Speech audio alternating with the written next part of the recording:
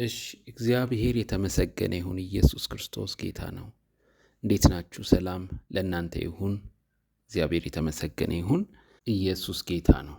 እግዚአብሔር ይመስገን። በኤፌሶን ምዕራፍ 6 ከ10 እስከ 18 ያለውን ዛሬ እንደምናይ ከትላንትና የሚቀጥል ነው። የእግዚአብሔርን የዕቃ ጦር መልበስ መንፈሳዊ ውጊያ ሲገጥመን ለመከላከል እንድንችል ማለት ነው። የዲያብሎስን የተንኮሉን ስራ መቋቋም ትችሉ ዘንድ እንደሚለው ማለት ነው። ቁጥር 11 ላይ እሱን ነው ዛሬ የምናየው። ጸልየን ጊዜውን ለጌታ አሳልፈን ሰጥተን እንጀምራለን። ጌታ ሆይ እናመሰግንሃለን። በጌታ በኢየሱስ ክርስቶስ ስም ክብር ለስምክ ይሁን። አባት ሆይ በኢየሱስ ክርስቶስ ስም አስተምረን፣ መንፈስ ቅዱስ አስተምረን። እግዚአብሔር ሆይ በተማርነውም ደግሞ መኖር የምንችልበትን ጸጋ በኢየሱስ ስም አብዛለን። ክብር ሁሉ ለአንተ ይሁን፣ በወደድከው ባከበርከው በልጅ በኢየሱስ ስም።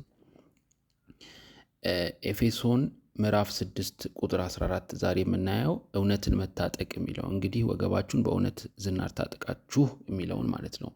እውነትን መታጠቅ ማለት እንግዲህ በቃሉ መኖር ማለት እንደሆነ እግዚአብሔር ይባርካቸው። በጋሽ ሰለሞን ከበደ የተጻፈው መጽሐፋችን ገጽ 236 ላይ ያስቀምጥልናል። ምንድነው ያልኩትኝ? እውነትን መታጠቅ ምንድነው? በቃሉ መኖር፣ በእግዚአብሔር ቃል መኖር ማለት ነው። ዮሐንስ ወንጌል 8:32 ላይ ጌታ ኢየሱስ ክርስቶስ ያመኑትን አይሁዶች ምንድነው ያለው? እናንተ በቃሌ ብትኖሩ በእውነት ደቀ መዛሙርቴ ናችሁ ካለ በኋላ እውነትን ታውቃላችሁ። አያችሁ? እውነትን ታውቃላችሁ። ከዛስ እውነትን ማወቃችንስ? እውነትም ምን ያደርጋችኋል? አርነት ያወጣችኋል። ነፃነት ማለት ነው። ይህ ክፍል ነፃነት፣ አርነት ያወጣችኋል ተብሎ ዝም ብሎ አልተጻፈም። እውነትን ታውቃላችሁ ነው። እውነትን ስታውቁት ነው አርነት ትወጣላችሁ፣ ያወጣችኋል፣ ነፃ ትሆናላችሁ ነው። አንድ ሰው ነፃ ነው። በነገራችን ላይ የህሊና ክስ እንኳን አይኖርበትም። እውነትን ከያዘ የህሊና ክስ አይኖርበትም። ውስጡ ግን እውነት ከሌለ የሆነ ነገር ቢደርስ እንኳን ውስጡ የሚከሰው ነገር ይኖራል። እኛ ግን ከሳሻችን ተጥሏል። ኢየሱስ ክርስቶስ ነፃ አውጥቶናል። በክርስቶስ ነፃ ወጥተናል። ስለዚህ እውነትን ያዝ። እውነትን ዝም ብሎ ማወቅ አይደለም። እውነት በዓለም ላይ መኖሩ አይደለም፣ ግን እውነትን እኛ ማወቃችን፣ በእውነት መኖራችን ላይ ነው ወሳኙ፣ አርነት መውጣታችን ላይ ማለት ነው። እውነትን ማወቅ በልብ መያዝ አስፈላጊ እንደሆነ እናያለን ማለት ነው። አንድ ሰው አርነት እንዲወጣ የሚረዳው እውነትን ማወቁ ነው። ነፃ እንዲወጣ እውነት ማወቅ አለበት እንጂ እውነትን በአእምሮ ማለት ብቻ በልብ መያዝ ያስፈልጋል። ካወቀውም እውነት ጋር መጣበቅና በዛም እውነት ሊኖርበት ኪዳን ማድረግ ይኖርበታል ማለት ነው። አለበለዚያ እውነት መኖሩ ብቻ እውነት አለ ብሎ እኔ እውነትን በኪሴ ውስጥ ይዣለሁ ብሎ በራሱ ሊረዳ አይችልም። እውነት ሊረዳውም አይችልም፣ ነፃ ሊያወጣውም አይችልም። ከዚህ አኳያ ለእውነት ራሳችንን መስጠት ያስፈልገናል። ሰይጣን የሚዋጋው የእውነትን ሰዎች መሆናቸውን እንጂ እውነትን በአእምሯችን መረጃ እንደ መረጃ ብቻ ደረጃ ብቻ ማወቃችን አይደለም። አንዳንድ ሰው መረጃው ይኖረውና ህይወቱ ከሌለው ላይጠቅመው እንደሚችል ነው እንግዲህ ይህ ክፍል የሚያስተምረን። ለመቃወም ስንል ግብዝነትና ማስመሰልን ከላያችን ላይ አውልቀን እውነትን መታጠቃችን ወይ በቃሉ መኖራችን እርግጠኛ መሆን አለብን ማለት ነው። ይህ ግብዝነት ሲባል አስመሳይነት ነው። እውነትን ሳይኖር በእውነት ሰው ሳይኖር እኔ እውነተኛ ነኝ ማለት ማስመሰልም እሱም ሳይሆን እውነትን መታጠቅ ነው። መታጠቅ የእውነትን ዝናር አይደለም የሚለው ኤፌሶን 6:14 ላይ በውሸት የተሞላ ኑሮ እየኖሩ ሰይጣንን መቃወም አይቻልም። እሱ የሚፈራው ሰይጣን የሰይጣን ክፉ ውጊያ የሚሸነፈው የእውነት ሰዎች ስንሆን ብቻ ነው። ስለዚህ በሰይጣን ላይ ባለሙሉ ድል ለመሆን በአንደበታችንና በሐሳባችን በተጨማሪም በልባችን እውነተኞችና በተግባራችንም ለእውነት የቆምን መሆን አለብን። ብዙ ጊዜ በእውነት ስለመኖር ሲታሰብ ማለት ነው እኛ የምንመርጠው ትክክለኛ የሆነውን ሳይሆን ብዙ ሰው የመረጠውን ምቹ የሆነውን በቀለኝ በሰዎች እንዲፈረድብን የማያደርገውን በዚህ ዘመን ከእውነት ጋር መቆም በጣም ያስወቅሳል፣ ግን ወይ ደግሞ ያስተቻል። ግን ትክክለኛውን ከመሆን ይልቅ ብዙ ሰው የምታዩት ምቹ የሆነውን ነው መምረጥ የሚፈልገው። ትክክለኛ የሆነውን ሳይሆን የሚመቸውን፣ በቃ ለራሱ የሚመቸውን ወደሚመቸው ጋር ለማዘንበል ይሄዳል። ይህንን ስፈልግ መዋሸት ካስፈለገ እንዲዋሽ ያደርገዋል። ለእውነት መቆም ግን በየትኛውም ቦታና ጊዜ ዋጋ የሚያስከፍል እንደሆነ፣ ጊዜያዊ ጥቅም ራሱ ሊቀር ይችላል። ለምን? ለእውነት ስንል የጊዜያዊ ጥቅማችንን ልናጣ እንችል እንኳን እውነት ጋር መቆም ይሻለናል። ለጊዜያዊ ጥቅም ብለው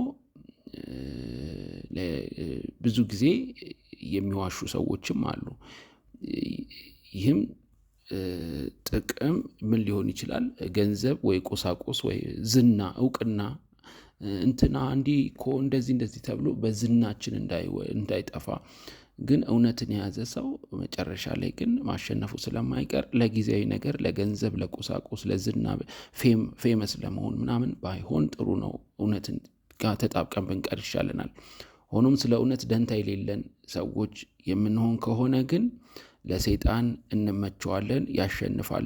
ሰይጣን የክርስቶስን ነገር ሊያሸንፍ የሚችለው እኛ ክርስቶስን ካልተጣበቅን ነው። ይሄ ክርስቶስን ሕይወት ካልኖርን።